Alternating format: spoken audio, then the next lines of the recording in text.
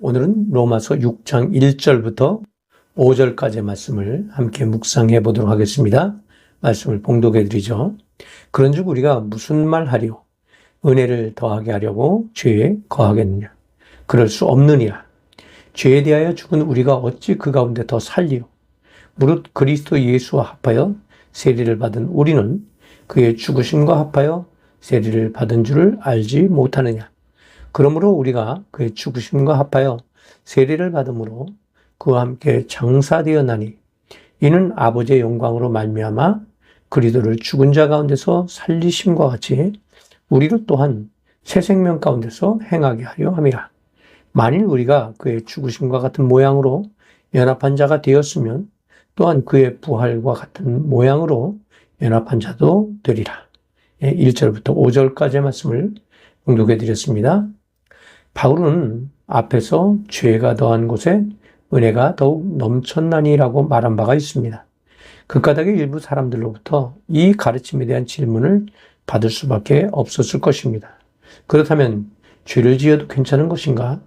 이 질문에 대해서 바울은 단호하게 말합니다. 그럴 수 없느니라.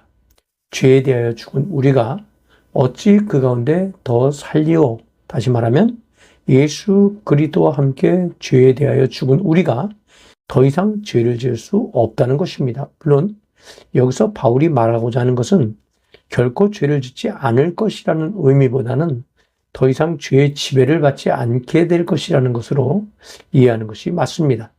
사람들은 때때로 자신들의 죄를 합리화하기 위해서 위의 구절들을 사용하기도 합니다. 그러나 우리가 반드시 알아야 하는 것은 그리스도인들은 더 이상 죄 아래에 있어서는 안 된다는 것입니다. 그들은 이미 예수 그리스도의 죽으심과 함께 죄에 대하여 죽었기 때문입니다. 세례는 바로 자신이 죄에 대해서 죽었다는 간증이기도 합니다. 바울은 이 세례가 단순히 교회 안에서 의식이 아니라 죄에 대하여 죽었다는 상징적인 의미일 뿐만 아니라 새 생명을 얻게 되었다는 증거이기도 하다는 것을 설명하고 있습니다. 그리고 세례는 예수 그리스도의 죽으심과 부활에 연합한 사실에 대한 간증이어야 한다는 사실도 알아야만 합니다. 세례와 관련된 논쟁은 오래전부터 있어 왔습니다. 세례는 헬라어로 밥티스마라는 단어로 사용되어지며 이는 영어로 번역했을 때 맵티즘이라는 단어를 사용하기도 합니다. 이 말은 물에 담근다는 의미를 가지고 있습니다. 지금은 동방교회나 침례교회 등 몇몇 교파에서 규례로 정하여 이 의식을 행하고 있고 가톨릭 교회와 대부분의 프로테스탄트 교회들은 약식으로 물을 뿌리는 의식으로 대신합니다. 우리가 세례를 주는 의미를 생각한다면 당연히 물에 잠기는 의식을 해야만 합니다. 왜냐하면 세례의 의미 안에는 예수님의 죽으심과 부활을 믿는 믿음의 고백이 있는 의식이기 때문이죠.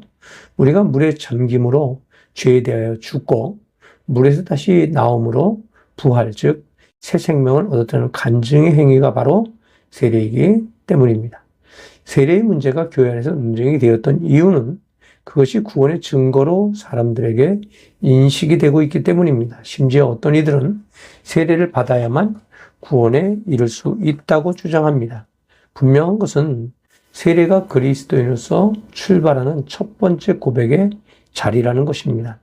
그는 예수 그리스도를 믿고 그분과 더불어 죄에 대하여 죽고 새 생명을 얻게 되었음을 많은 회중 앞에서 고백함으로 그리스도인으로서 새로운 출발을 하게 되는 것입니다. 그것은 매우 중요한 의식임에는 틀림이 없습니다. 그러나 우리가 기억해야만 하는 것은 그 행위가 곧 구원을 위해 필요한 것은 아니라는 것입니다.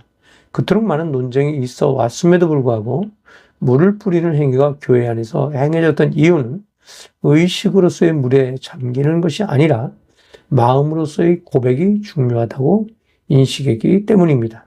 바울은 세례의 의미를 분명하게 하고 있습니다. 그것은 우리가 그의 죽으심과 합하여 세례를 받음으로 그와 함께 장사되었나니 이는 아버지의 영광으로 말미암아 그리스도를 죽은 자 가운데서 살리심과 같이 우리로 또한 새 생명 가운데서 행하게 하려 함이라는 말씀처럼 죽으심과 부활을 믿는 믿음의 고백입니다. 그리고 또한 그분과 연합하는 것입니다.